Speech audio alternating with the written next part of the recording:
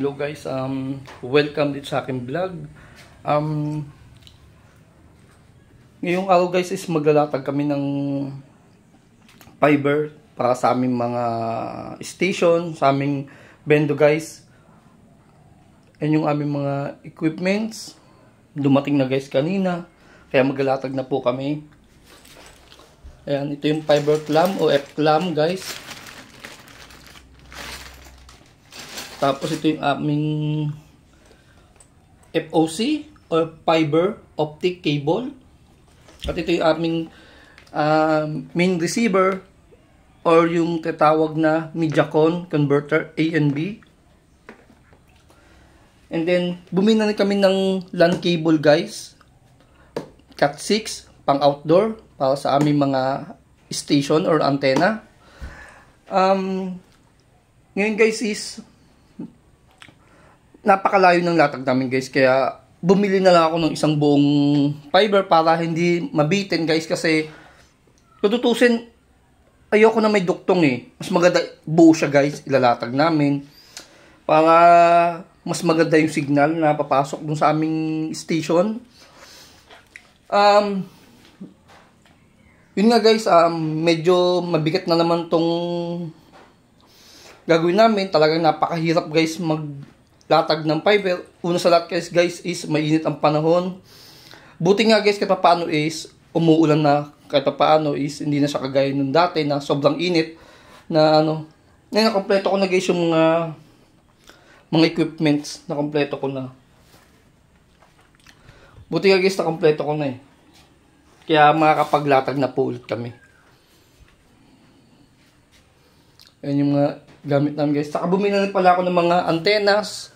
Ayan, bumili na po ako ng mga antena, saka mga switch hub. Ayan guys, puro gigabit po yan.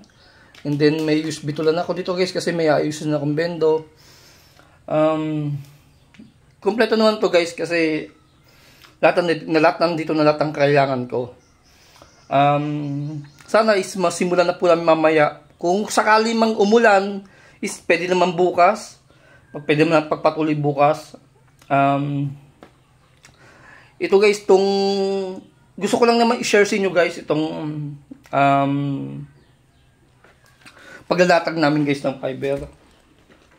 Medyo guys mabigat to guys pala, mabigat pala to. Ang mahal ng shipping nito guys kasi napakabigat nga.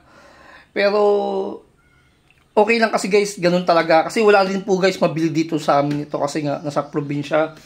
Kung makakabili ka nito guys, Comlink, napakamahal po nun. Nagkakahalaga po ng 4,000. 4,000. Pero ano na siya, triple steel na po siya guys. Kaya mas maganda po yung pang main. Yun po yung maganda pang gamit pang NAP guys. Yung sa NAP pala namin guys is pinag-iisipan pa po namin mabuti kasi guys, mahirap guys maglatag kasi kung ilang NAP ang gagamitin namin. For example, gamit kami ng mother NAP is pinaka-main.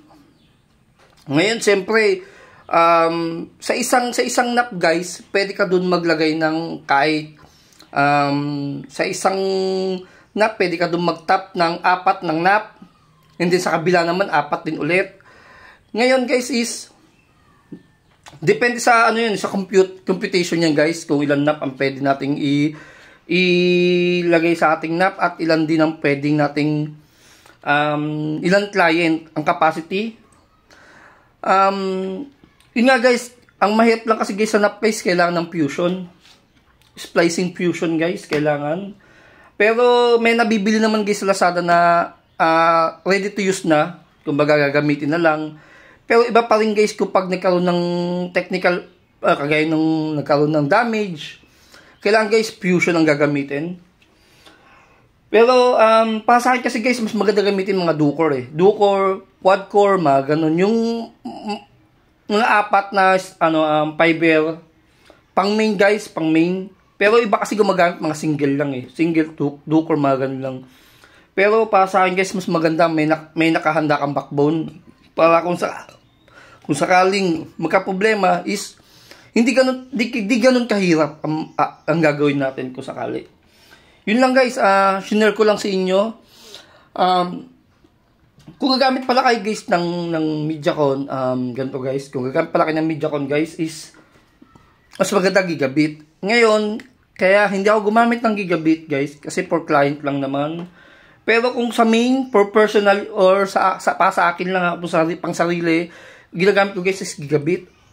Kasi doon ko nilalagay yung pinaka main ko, kumbaga dapat nakagigabit kasi yun yung pangkalahatan na po yun guys. Hindi kagaya kasi ito guys, pang single lang to. Ibig sabihin, pang sa isang bendo, hindi mo na kailangan ng gigabit. Kahit ng gigabit, okay na. Kasi ang lakas na po nung pasok po nun. Kasi ang capacity po nito is 100 Mbps.